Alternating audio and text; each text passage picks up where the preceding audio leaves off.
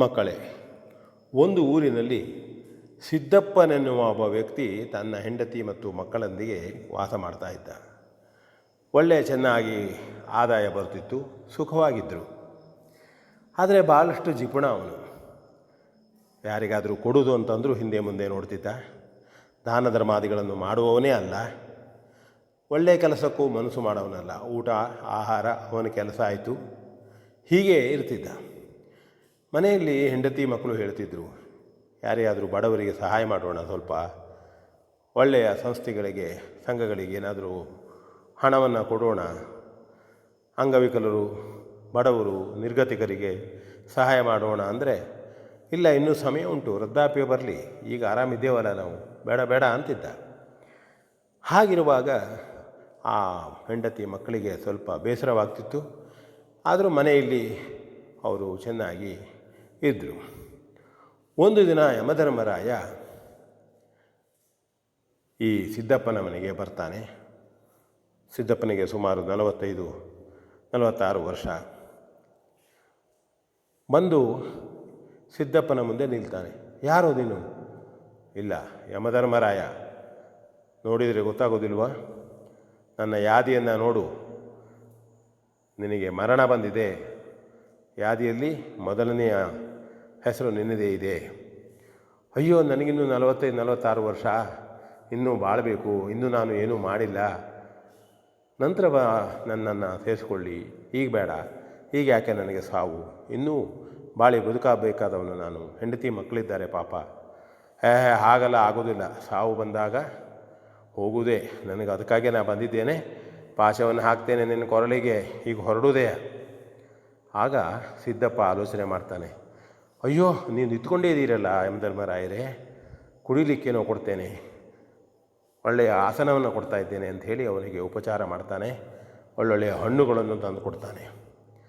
ನಂತರ ಹಣ್ಣುಗಳನ್ನು ಚೆನ್ನಾಗಿ ಯಮಧರ್ಮರಾಯ ತಿಂದ ಮೇಲೆ ಒಳಗೆ ಹೋಗಿ ಉತ್ತಮವಾದಂತಹ ಗೋವಿನ ಹಾಲನ್ನು ತಂದಿದ್ದೇನೆ ಅಂಥೇಳಿ ಕೊಡ್ತಾನೆ. ಆದರೆ ಅವನೇನು ಮಾಡಿರ್ತಾನಂದರೆ, ಅದಕ್ಕೆ ಸ್ವಲ್ಪ ಅಮಲು ಬರುವಂತಹ ಔಷಧಿಯನ್ನು ಹಾಕಿರ್ತಾನೆ. ಕುಡುದ ಯಮಧರ್ಮರಾಯನಿಗೂ ಆಗಲೇಬೇಕಲ್ಲ, ಭೂಲೋಕಕ್ಕೆ ಬಂದದ್ದು. ಕುಡುದ ಯಮಧರ್ಮರಾಯನಿಗೆ ಫುಲ್ ಚೆನ್ನಾಗಿ ನಿದ್ರೆ ಆವರಿಸಿತು. ಆಗ ನಿದ್ರೆ ಆವರಿಸಿದ ಸಂದರ್ಭದಲ್ಲಿ ಯಮಧರ್ಮರಾಯನ ಆ ಮರಣದ ಯಾದಿ ಉಂಟಲ್ಲ ಹೇಳಿದ್ದು, ಅದನ್ನು ತೆಗೆದ, ತನ್ನ ಮೊದಲನೇ ಹೆಸರಿದ್ದಂತಹ ತನ್ನ ಹೆಸರನ್ನು ತೆಗೆದು ಕೊನೆಯದಾಗಿ ತನ್ನ ಹೆಸರನ್ನು ಕಂಪ್ಯೂಟರ್ ಮೂಲಕ ಮಾಡಿ ಅಲ್ಲಿ ಇಟ್ಟುಬಿಟ್ಟ. ಯಮಧರ್ಮರಾಯ ಎದ್ದುಕೊಳ್ತಾನೆ. ಭಾಳ ಸಂತೋಷವಾಯಿತು ಸಿದ್ದಪ್ಪನವರೇ, ಇಲ್ಲ, ನಾನು ಈಗ ಬದಲಾವಣೆ ಮಾಡ್ತಾ ಇದ್ದೇನೆ, ನಿಮ್ಮದು ಯಾದಿಯಲ್ಲಿ ಪ್ರಥಮ ಇದ್ದವರನ್ನು ನಾನು ತೆಗೆದುಕೊಂಡು ಹೋಗ್ಲಿಕ್ಕೆ ಬಂದಿದ್ದೇನೆ. ಆದರೆ ನಿಮ್ಮ ಈ ಉಪಚಾರ, ನಿಮ್ಮ ಈ ನನ್ನ ಮೇಲೆ ಪ್ರೀತಿ, ನನ್ನ ಮೇಲೆ ಗೌರವ ನೋಡಿ ಈಗ ನಾನು ಯಾದಿಯಲ್ಲಿ ಪ್ರಥಮ ಇದ್ದವರನ್ನು ಬಿಟ್ಟು ಯಾದಿಯಲ್ಲಿ ಕೊನೆಯಲ್ಲಿದ್ದವರನ್ನು ತೆಗೆದುಕೊಂಡು ಹೋಗ್ತೇನೆ ಅಂತ ಹೇಳ್ತಾನೆ. ಆಗ ಸಿದ್ದಪ್ಪನಿಗೆ ಆಘಾತ ಆಗ್ತದೆ. ಅಯ್ಯೋ, ತಾನು ಇಷ್ಟು ಮಾಡಿದ್ರೂ ತನಗೆ ತಪ್ಪಲಿಲ್ವಲ್ಲ. ಆಗ ತನ್ನ ಹೆಂಡತಿ ಮಕ್ಕಳು ಇಷ್ಟು ದಿನ ಹೇಳಿದರೂ ತಾನು ಕೇಳಲಿಲ್ಲ. ಇದ್ದಷ್ಟು ದಿನ ನಾನು ಸಹಾಯ ಮಾಡಬಹುದಾಗಿತ್ತು, ಒಳ್ಳೆಯ ಕೆಲಸ ಮಾಡಬಹುದಾಗಿತ್ತು. ನನ್ನ ಜೀವನದಲ್ಲಿ ಯಾವುದೇ ಒಳ್ಳೆಯ ಕೆಲಸ ಆಗಿಲ್ಲ. ಕೂಡಿಡುವುದು, ಸಂಪತ್ತು ಶೇಖರಣೆ, ಪಾಪ ಪ್ರೀತಿಯಿಂದ ಮಕ್ಕಳೊಂದಿಗೆ ಹೆಂಡಂದಿರೊಂದಿಗೆ ಒಳ್ಳೆಯ ಸ್ಥಳವನ್ನು ನೋಡಲಿಕ್ಕೂ ಹೋಗಲಿಲ್ಲ, ನಾನು ಒಳ್ಳೆಯ ಕಾರ್ಯಕ್ರಮವನ್ನೂ ಮಾಡಲಿಲ್ಲ ಅಂತ ಹೇಳ್ತಾನೆ, ದುಃಖ ಪಡ್ತಾನೆ. ಆದರೆ ಏನು ಮಾಡೋದು? ಯಮಧರ್ಮರಾಯ ಅವನನ್ನು ಪಾಶ ಹಾಕಿ ಒಯ್ದು ಬಿಡ್ತಾನೆ. ಇದು ಒಂದು ಕತೆ. ಇಲ್ಲಿಯ ನೀತಿ ಕಥೆಯಲ್ಲಿ ಬರತಕ್ಕಂಥದ್ದು, ಹುಟ್ಟು ಸಾವಿನ ಮಧ್ಯೆ ನಮ್ಮ ಪರಿಸ್ಥಿತಿಗೆ ಅನುಗುಣವಾಗಿ ಸಾಧ್ಯವಾದ ಮಟ್ಟಿಗೆ ಬೇರೆಯವರಿಗೆ ಸಹಾಯ ಮಾಡಬೇಕು.